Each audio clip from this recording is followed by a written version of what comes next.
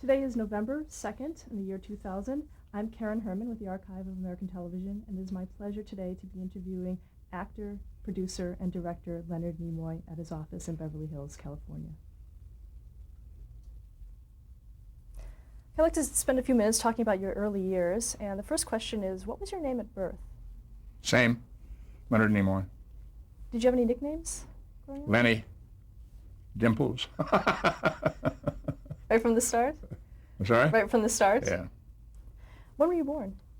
Born in Boston, 1931, March 1931. Is that where you grew up? Grew up there. I left there when I was 18. What was your father's name? Max, What did he do? barber, And your mother? cut hair. My mother was a housewife, What was her name? Dora. Did you have any sisters or brothers? I had one brother, Melvin, 5 years older than me. He was the straight guy in the family, the straight one of the siblings. He did all the things that children of immigrants are supposed to do. He got his college degree and went to work, and then went back and got a master's and went to work, and had a very fine career as a chemical engineer. Now, you said your parents were immigrants. Where were they from? Russia. How did that affect you growing up? I think it added to my life in a cultural kind of way. It gave me another dimension. It gave me a sense of geography, history, a sense of identity that perhaps added added dimension to my life. I found it enriching. Actually went back to Russia about 15 years ago with my wife to visit the village that my parents came from. Thrilling experience. Can you tell me a little bit about your early influences, about a little bit your family life and maybe? I grew up in the inner city of Boston, and it was a tenement neighborhood, 3- and 4-story tenement buildings, attached tenement buildings, and it was mostly immigrant. I would say about 70% Italian, about 25% Jewish. The rest a mix of some Irish, some Poles, a few blacks. I would say a rather peaceful neighborhood. People living comfortably with each other, not much trouble.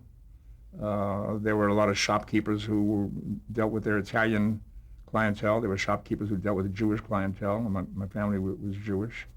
We lived with my grandparents. I say we, my brother and I, lived with our grandparents and our parents in one apartment.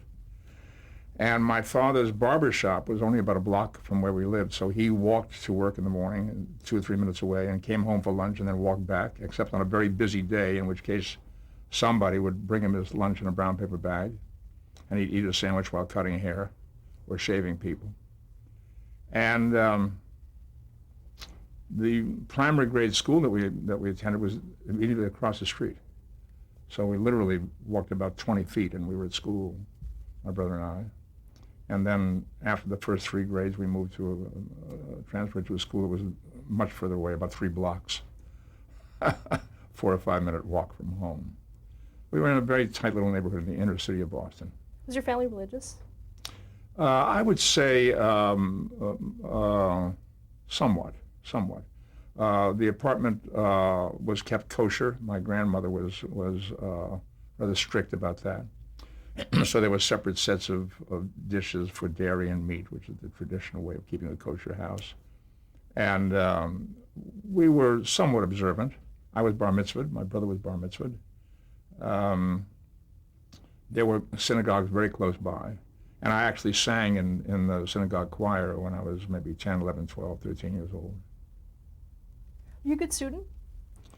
I behaved well. I was well behaved. I didn't cause trouble in school. Teachers liked me because I was not any trouble. I did well until my teenage years when I realized now that I really wasn't very much interested in studying the things that we were asked to study. I didn't want to go home and do a lot of homework. I wanted to do other things. I wanted to be at the local clubs, whatever they were. We had sort of settlement house clubs in the neighborhood that you could go to in the afternoon and hang out with kids and do things, make things, or or participate in some kind of activity, be part of a circus, be a clown in a circus or something, the kids circus, and do that kind of stuff. And I would slough off the homework. Was that when you started having interest in performing? I actually started acting when I was 8. There was a neighborhood settlement house that had a little theater. It was called the Elizabeth Peabody House, within which there was the Peabody Playhouse. Lovely little theater, 375 seats, classic proscenium theater with a little balcony upstairs, wonderful stage. And they had a program of theater for children and for adults. They did an annual Gilbert and Sullivan operetta. I remember seeing a wonderful production of HMS Pinafore there when I might have been 10 years old. I thought it was amazing to watch this stuff being done. And I started acting, first time on stage I was cast as Hansel in a production of Hansel and Gretel when I was 8. Is that something you wanted to do, or was it something just kind of... I was comfortable doing it. I didn't go to them and say I want to be on the stage. My memory of it was that I used to hang out there every afternoon after school, and somebody asked me to come into a room where there was a lady at a piano, and they said, sing something for us. I said, well, what song do you know? I don't remember what I sang. It might have been God Bless America or something. I sang it, and the next thing I knew, I was cast in this production of Hansel and Gretel. And I could memorize, and I could sing, and I was comfortable doing it. I didn't think about why I was doing it. It was just something that I did. Until I was 13 or 14, I did several children's theater things. I always did well in school in the English classes because I could memorize and I was good with the language. What did you want to be when you grew up? I didn't have a clue. I really didn't have a clue of where I was going or what my intentions were until I was about 17. And then I got the call. And I knew exactly what I wanted to do. Now, before that, were you interested in radio and anything like that? I did some radio work, high school radio work, and charitable organizations that had various kinds of radio programs in Boston at the time. Bible stories and that kind of thing that kids were asked to do. Boston, my memory of Boston at that time was that there was a lot of concern about helping people to find a better way of life for themselves. There was a big immigrant society, and so a lot of it had to do with learning how to cope with being a new person in a new land, and New England in general had that kind of atmosphere because there was still a lot of sense of pilgrims in that area. As I was growing up, there was a sense of new settlers coming in, and we were the new settlers. My family were the new settlers coming from Eastern Europe instead of coming from England, and so there was a lot of programs that had to do with helping people to integrate and assimilate into the society, and there were radio shows that dealt with those issues, and I would be cast because, as I said, I was comfortable doing it. Were there any shows that you liked to listen to at that time? Yeah, I remember The Shadow. Who knows what evil lurks in the hearts of men? Orson Welles did the voice like that. I don't remember what year that was, but I remember listening to it. The Lone Ranger was a big deal on radio, big deal. Kids in the street would be yelling, "Hi-yo, Silver, away!" And you'd have a cap gun, and I Love a Mystery. Mr. First Nighter was an anthology series. There were a number of them, but I was Little Orphan Annie, big stuff. I had an Orphan Annie mug. What about the war, World War II? How did that affect your family? I remember Pearl Harbor Day vividly.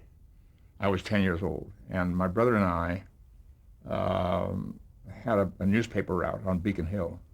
And on Sundays, we would get some extra newspapers and walk through Boston Common in the afternoon selling the papers. And we'd typically pick up about 25 papers from the newspaper office. It was a tabloid edition, came out on Sunday afternoon. And we would pay maybe a penny a piece for the papers, and they would sell for 2 or 3 cents, whatever it was at the time. On this particular day, December 7th, 41, we were doing what we did every Sunday, selling the newspapers and yelling the headline of Boston Common. And the headline was something about Japs attack Pearl Harbor. I didn't have a clue what it meant. I just, like I did every Sunday, I yelled the headline. And for some reason or other, people were buying papers more rapidly than they normally did. So we were pretty excited. We thought, oh, big day, we'll go back and get some more papers. And there was a profit motive immediately. You know? We went back to try to get more papers and couldn't. They were all sold out. So we sensed that there was some kind of event happening. And then of course, we heard President Roosevelt on the radio, that very famous speech, today, December 7th, 1941, will go down as a day in infamy, talking about we're at war. You know. So because I was a newsboy, delivering papers every day, and eventually selling newspapers on corners around the city of Boston after school and on Sundays, I was very much in touch with the headlines. Very conscious of what was going on in Europe and the Far East. What high school did you attend? High school? Yeah. Boston English High. I went to Boston Latin School for a couple of years. My brother graduated from there. He went through 6 years, and I followed him into Boston Latin. But the academic demands were much more than I was ready to deal with. And I left there after about 2 years and went to Boston English High, where I could relax, get through with a lot less homework. Now, you said earlier that when you were 17, you were hit by the bug. Can you talk about that? Well, there was a director came into the neighborhood. His name was Boris Segal. Boris was a Harvard law student at the time, and he had worked out a deal at the Elizabeth Peabody House that I mentioned earlier, where they gave him free room and board. They had some guest rooms in the building, 2 or 3 guest rooms, and they gave him one of these guest rooms to live in, and he could take his meals there in return for directing some plays.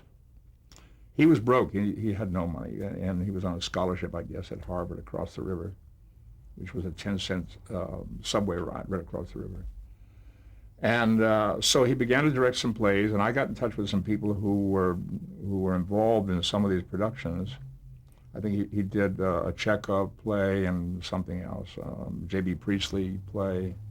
And then someone said he's casting a play called Awake and Sing, and he's looking for somebody like you, they said, a teenager, to play the role of the son in the family. So I went, met him, did some reading with him, got the role, and became inflamed with the idea of being an actor. This was my first time doing an adult play. All the stuff I'd done previously was children's theater. And I got very, very turned on to the idea of doing this kind of work for the rest of my life. Did you work with him later? In television, yeah. And on stage again in Los Angeles. He came to California. He gave up the idea of practicing law, studying law. He transferred to Yale, went to Yale School of Theater, Yale Drama School. I left California shortly after we did the play, the Awake and Sing production. I came to California to study acting at the Pasadena Playhouse.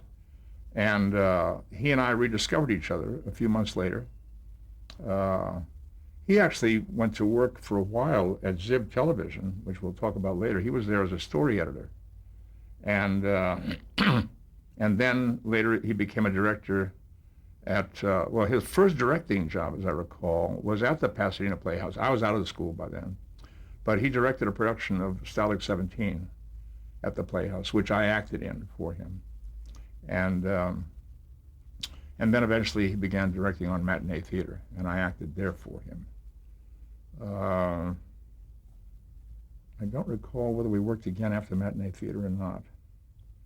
We may have on another job or two, but we remained friends for quite some time. And then eventually he died in a helicopter accident. Now, at the Pasadena Playhouse, what do you think is the most important thing you learned from that experience? It was a very disappointing experience for me. I went there in 1949. Having, by that time, I was 18. I had been acting as a theater since I was 8. This was a post-war student body. And the school, although it had a great reputation in the 30s and early 40s, was now almost finished. I didn't realize until I got there. I had come across the country on a $100 coach seat on the train, and the great adventure to go to California to be an actor and maybe get in the movies. And when I got to the school, I discovered that most of the student body weren't really serious. I was very serious, probably too serious for a young kid at that time, but I was obsessed with the idea of doing good work. And I had an immediate negative experience because I had acted in a production of a play called John Loves Mary, a light farce comedy directed by Elliot Silverstein, another director who I worked with quite a bit in Boston, who later became a television and film director. When I came to school in Pasadena, I discovered first that you couldn't act on the main stage until you were at least a third-year student. And they were running a production of John Loves Mary, in which there were a number of performances by third-year students at the Playhouse. I was convinced that the production that we had done in Boston was better than the one I saw on the stage at the Pasadena Playhouse. So I became disillusioned very quickly. I thought, I have to study here 3 years in order to do this level of work, and I'm involved with better work in Boston. So I left after about 6 months, and the school closed after about, I think, another year or two. And when did you start to perform? I guess what I learned, or at least I decided, was that getting a certificate or a degree of some kind was not the most important issue. The most important issue was experience, and I had to make a living too, so I left. So what did you do after you left? I contacted a lady named Ruth Roman, who was from my neighborhood in the West End. I had never known her, but she had recently starred in a movie with Kirk Douglas, which was Douglas's big breakout film called The Champion. And she acted in that and was signed to a contract at Warner Brothers, and for a period of time was starring in Warner Brothers movies. I contacted her and left the message that I was from the West End and I was in California, in Los Angeles, and she responded and invited me to come to the studio. I met her, and she was helpful in that I said, I'm leaving Pasadena, I'm going to move into Hollywood. And she had lived in a rooming house that catered to young actors. And she took me there and introduced me to the lady who ran the house, and I moved in there. It was off of the Sunset Strip. This was around spring of 1950. And so I was immediately put in touch with other people who were looking for acting jobs. I had some sense that I was becoming part of that community. And I began trudging up and down Sunset Boulevard, where most of the agencies were at that time, offering my 8x10 black and white glossy to agents looking who might help me find work. There wasn't much work. It took a long time. So and I took a job at an ice cream parlor to support myself. And then you worked on a few films. Well, actually, excuse me. It was through the work at an ice cream parlor on Sunset Strip that I was introduced to my first job.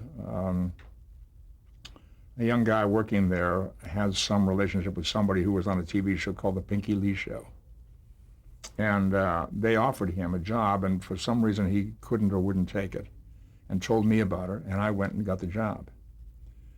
Pinky Lee was a diminutive guy who wore a funny little cap and did kind of a dancing thing in a song that opened the show that went something like, hello, hello, my name is Pinky Lee. It was a kid show.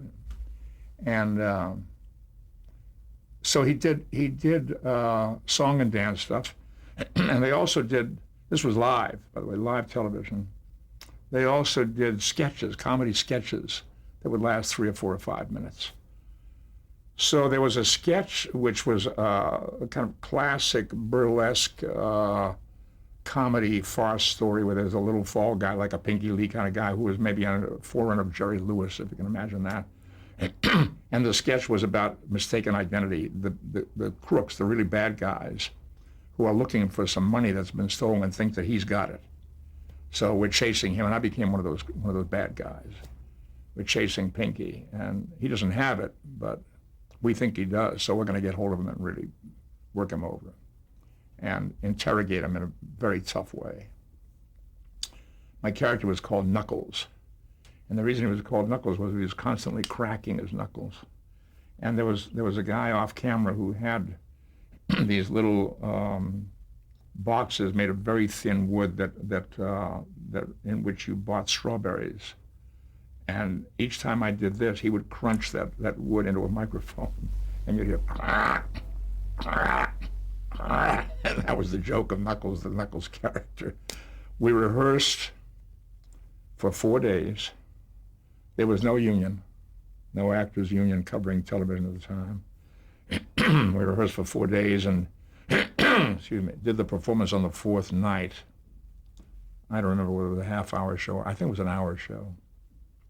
And I was paid $15. Very excited. It was my first paying job. And was this also your first job in television? Yeah. Let's go back a little bit. When was the first time that you actually saw television? I think it may have been in that rooming house that I moved into in 1950, if that makes sense. I don't think I was exposed to any television before that. I can't remember. That's my first memory of sitting with people in front of a TV set and watching TV shows. Do you remember what show that was? Well, we watched Milton Berle. We watched Red Buttons was on the air with a show, I think, at the time. We watched a show called Broadway Open House. I think it was a live Saturday night show. Mostly comics and sketches and that kind of thing. Did you see a future for yourself in television? I didn't know, not immediately, because there were no dramas being done really at the time, or very little that looked like it might be something that I could do. It was mostly the daytime stuff was hours of people talking to the camera about various things and playing records. There would be like disc jockeys on television, and the camera would zoom in on the turntable, and you'd watch the record spinning around as you listened to the song. And then when the song was over, the camera would pull back, and this disc jockey sitting there would start talking again, and eventually play another record. The camera would zoom in. And then sometime later, they started doing videos of these things. Well, that was exciting. Now you saw Nat Cole, and you saw these people who were doing the singing instead of just watching the record spin. But I didn't realize then that there was going to be a tremendous opportunity for the work that I wanted to do in television. As a theater actor, was there a snobbery in the theater community about television? No, not that I was conscious of. I did act in plays around L.A. I believed strongly that I needed the experience and the exposure that acting in plays would give me. But because I was hoping for work in films or wherever I could get it, and then eventually in television. But at that time, in the 1949, 1950, I wasn't thinking in terms of television as a career. I was hoping to get a contract at a movie studio and maybe work in some movies. It never happened. Okay, but you did work in some films early on, right? I worked, eventually. I had some small roles in films. The work that I was useful for when I was hired, which was rare in those days. I was having trouble getting work. I always had to work at something else. The roles that I was being cast in were always offbeat, nasty guys, ethnic characters of one kind or another, guys who beat up people and that sort of thing, who were always in trouble. The good guys were guys that looked like Tab Hunter. The look at that time was a look that wasn't me. I was offbeat. They said, "Oh, you have small eyes, or you have a crooked nose, or whatever." No. Next. But I became useful eventually playing heavies. What shows were those? The earliest shows, after the Pinky Lee show, I think the next time I was on television was on a show called Lights, Camera, Action, which was actually a show aimed at, it was kind of a talent exposure show. The idea was to give young people a chance to perform and get some exposure and some experience. It didn't pay. Walter Grauman was one of the producer directors on the show. He later became a very, very fine director in television and films. So you'd go and audition, and eventually, if they would bring you on the show, which they did in my case, you'd get to do an original piece of material, maybe a 2 or 3 minute sketch with another actor or actress. And there would be a panel of judges, and the judges would pick a winner. I don't remember what the winner got, maybe an appointment at one of the studios or something to meet a casting director. And I didn't win. I was given a script that had to do with a guy who was, it was a very dark piece of material where I'm in the basement of my home digging with a shovel. And down comes the wife who doesn't realize that I'm digging the hole for her. Charming piece of work. The performer who won the contest on that particular show he was a singer. Did a piece from a Broadway musical or something. Yeah, and then you also worked on matinee theater. Yeah, matinee theater was a big event for actors.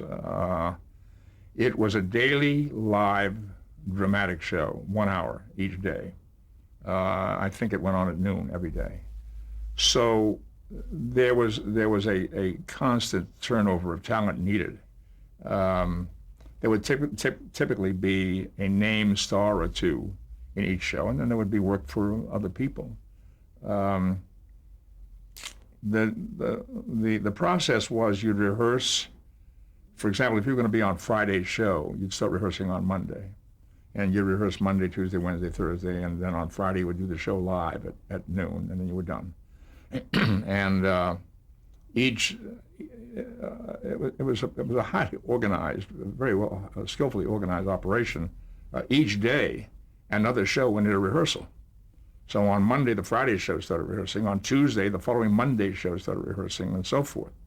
So you always had 5 shows in rehearsal in various studios at NBC, the local NBC station here. And it meant work. By this time, there was a union, as I recall. There was an actors' union for television. And they had established a pay scale whereby you would get a certain fee. The fee was predetermined. There wasn't any negotiation to be discussed. You get a certain fee if you had under 5 lines of dialogue, and then another scale if it was over 5 lines of dialogue. I was hired twice, first by Boris Segal, who I'd worked with in Boston, and who I'd done Stalag 17 with. He hired me for an under 5 line role in a show that starred Vincent Price. Let's stop there to change the tape. Okay.